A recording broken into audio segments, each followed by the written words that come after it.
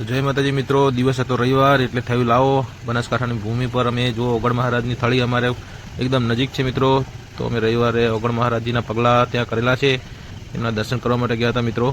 જુઓ તમે આ લોકેશન છે બનાસકાંઠામાં આપણે દિયોદર નજીક ઓગણ થળી. જો મિત્રો આ ઓગણનાથ મહારાજના પગલાં છે મિત્રો, દર્શન કરવા લાયક જગ્યા છે મિત્રો. ત્યાં તેમનો અખંડ દીવો આવી રીતને જો અખંડ દીવો 24 કલાક પ્રજ્વલિત થતો જ હોય છે મિત્રો. તો અગરનાથ મહારાજે જો આ રીતની હાજરી ભરાઈ અને અમે પછી પરિક્રમા કરી હતી મિત્રો. ત્યાંનું જે ગુમ્મત છે મિત્રો એ જોવાલાયક છે મિત્રો, એકદમ સારી કલાકૃતિ છે.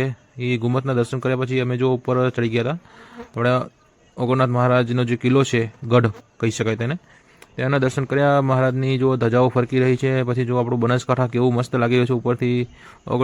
ઓગળજી મહારાજનો આ ટેકરો છે મિત્રો, તેને ઉપરથી જે આજુબાજુનો વ્યૂ બહુ જ સારા આવે છે. એ દિવસે મિત્રો કોઈક ત્યાં ફંક્શન જેવું હતું અને કંઈક જમણવારી ચાલી રહી હતી વાણિયા. મિત્રો આજનો વિડીયો ગમ્યો હોય તો જય ઓગણનાથ લખવાનું ના ભૂલતા મિત્રો. જય માતા.